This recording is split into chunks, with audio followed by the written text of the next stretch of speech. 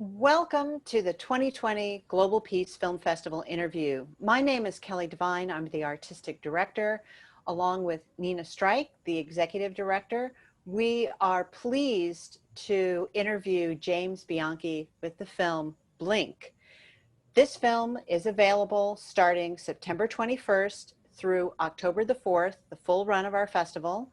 You can check out all of the films, including Blink, if you go to our website, peacefilmfest.org, look for the Watch tab, and check out all the programming. We, again, the festival starts the 21st. Tickets are already on sale, and we're looking forward to seeing you at the festival. So now let's start the interview. Well, welcome, James. It's so good to see you. And to start, tell us a little bit about the film. All right. Well, Blink is the largest project I've ever worked on. It actually took me about 4 years to complete. A big reason for that is it's actually made up of still frames of photography rather than video, 120,000 still frames to be exact, or not even exact, probably more than that. And I shot the film on 4 different continents, not because I planned it that way, but it just happened to work that way over the course of 4 years. And so what I created was this 7-minute long time-lapse film that really centers on the topic of climate change. And I think that there is a deeper subject that I wanted to explore with the idea of climate change and really why climate change poses such an existential threat to humanity, which really is more of a commentary on the flaws of humanity rather than the existential threat of climate change. So yeah, at the time that I was formulating the script and the idea for the film, I was actually going through the loss of my grandfather, who had battled with dementia for almost 10 years. So his death was not a shock by any means, but it was really hard to process. And it was also a 10-year period of seeing him lose his memory over the course of slowly, really. And I think this film reflects a lot of my sentiment towards the loss of memory, I guess, in all of us, whether it's through dementia or just the generations passing and history being rewritten in different ways and losing the finer details that really help us make progress, I think. And so the film it's about climate change, but it's really about the loss of memory and how we cope with that and how we have to be aware of it if we're going to deal with the existential threat of climate change. Through the process of making this film, was there anything that surprised you, from the start of your conception to the finished product? Yeah, I mean, honestly, the entire filmmaking process was a surprise. It was an exploration. It was an experiment, because I had never made a time-lapse film with a narrative. I had never made a time-lapse film that needed to convey visually more than what it was just showing.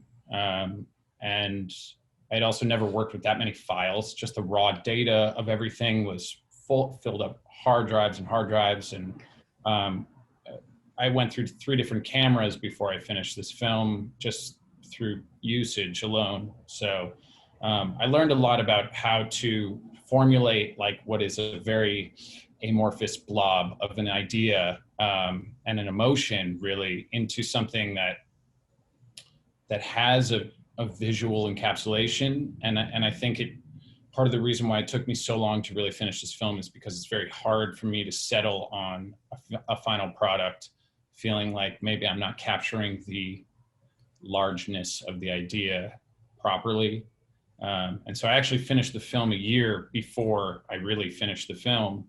And it took 6 months of stepping away from it and going back to it and hating it, realizing I needed to re-edit and reshoot some things. I actually reshot about 30% of the film in the last 4 months, which is just crazy to me compared to the rest of the timeline. So, but yeah, I mean, every day was a learning experience. And you want to talk about a filmmaker's education.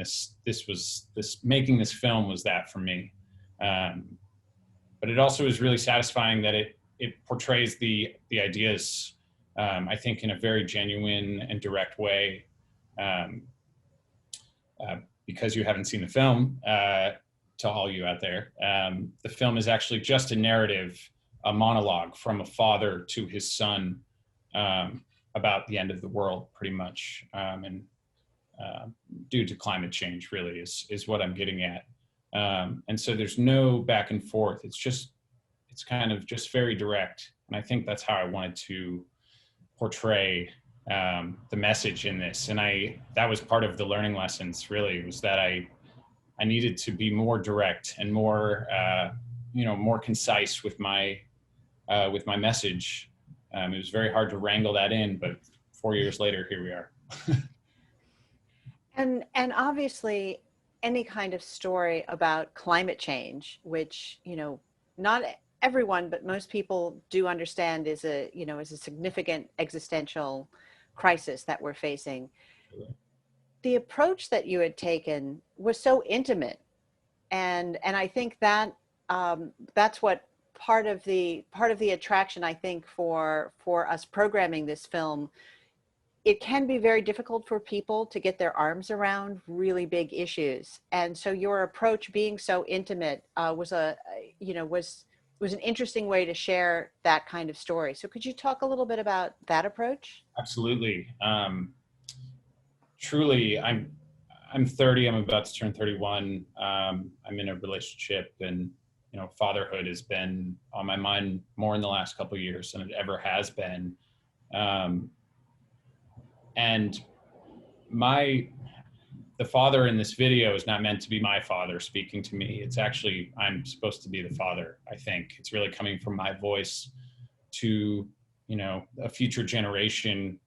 My child might be a part of that. My potential future child might be a part of that. And it was such an intimate and kind of heartbreaking thought process to go through, speaking with my girlfriend, thinking about having a child, thinking about what future generations of children will have to deal with if something isn't done, immediately, truly. And I think that there's a severe level of cognitive dissonance, even among people who are absolutely aware of climate change and doing what they can, because it's such a brutally honest reality that we have to face. And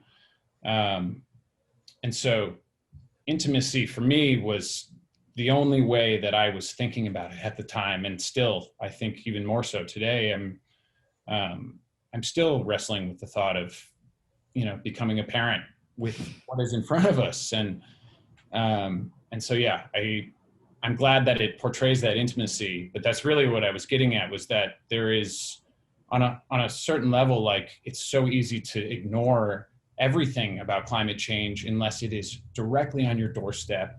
And what better way to do that than show that through your future child, bearing the sins of all of us and generations before. So that was definitely my hope, to be as intimate as possible. I think that's really where you put the dagger in the heart. Well, one of the other reasons why I was attracted to the film and programming it is, central to our mission is to leverage the power of art, the emotive connection that art can make with people. Yes. In order to sometimes to give them a model, other times to just give them something to contemplate, something to reflect upon, something to take back into their own hearts and into their own communities. We hope that it inspires people to take action and to make the world a better place. While your film doesn't really have, a specific kind of model, could you speak to, obviously you were making it in order to inspire people to think about the choices that they're making?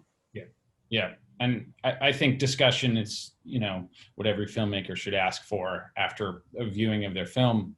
And I certainly hope for discussion, but I really think we're at the point where we should ask for a lot more than discussion. And I think introspection, to come out, for a viewer to come out of watching Blink,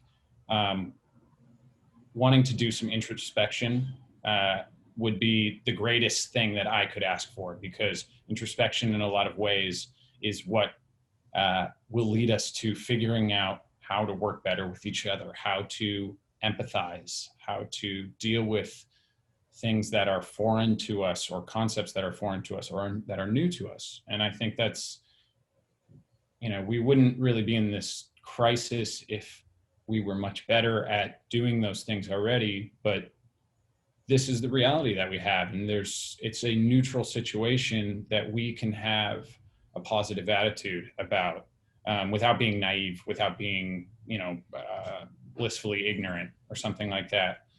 So really, if you watch my film and you have a moment of introspection and you're able to think about yourself as this, you know, proverbial father or mother character, like, I think that's the best way to visualize the consequences, as well as, you know, the immediate actions that need to be taken in order to rectify some of the situations we're in. You know, climate change, and also I think on a community, societal level, empathy and love and compassion being taught in a much broader spectrum than it is today, and community being something that replaces rugged individualism as like our core strength, you know, without giving up our individual qualities and unique identities. Like, and I really think that's something that this younger generations are embracing more and more,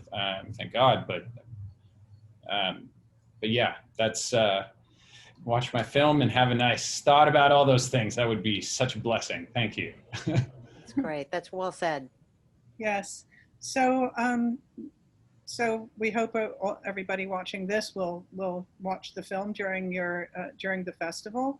And what is next for you? And also, how can our audiences support your work going forward? I love that question, because I don't think people ask it enough, to be honest. First, next for me is I'm stepping away from video for a moment to release a photo series. Well, there's actually a video component with it as well. It's kind of a mixed media thing. Mostly a photo series about mental health and change, the idea of change in our lives. In the series, I use travel as my element of change, but I would like to, at some point, write a longer book about the element of change in our lives and how that kind of contributes to a more positive basis of mental health. So yes, that's my next project, is really a photo visual series about those topics. But as with all of my projects, I'm really wrangling the ideas together. So I don't know when I'll be done with that. I think currently the best way to support me is to follow me on my Vimeo channel or on Instagram. You know, leave a comment on Vimeo is always nice. Show my video to somebody that you care about who might not be as aware to the some of its themes or topics as you would like them to be, or someone that you think you could have a good conversation with after the film, whether it's about climate change or simply about getting old and death, because I think embracing the idea of death is really part of the same conversation as embracing our role in generations long fight against something like climate change. Like, we really have to understand it's beyond us. And so that is the best way to support me. Watch the film and have a nice talk with somebody, you know, or share it on your social media. Wonderful. That's really wonderful. Thank you, James. Thank you. So you've given us a lot to think about, and as I suspected from seeing the film, and really recommend everyone to watch Blink. So, and if you want to check out more of James's work, please go to jamesbianchi.studio, as well as going to his Vimeo channel and social media outlets. Remember that the festival starts September 21st and runs through October the 4th. Tickets are on sale now. Going to peacefilmfest.org and looking at the watch tab, you'll be able to see not only how to find Blink, but all of the other films that are available and all of the other activities related to the festival. If you have a question for James that we didn't ask during this interview, you are in luck. We have a Google form, and it's called Submit a Filmmaker Question. It's very simple. You just need to ask your question, give us the film title, your name, and your email, and we will get that question to James so that you can be connected and have that question answered. We also have an impact survey, which is also a Google form. Those forms are all available on our film pages related to each of our films. And we hope to see you September 21st through October 4th at the peacefilmfest.org site. Thank you so much.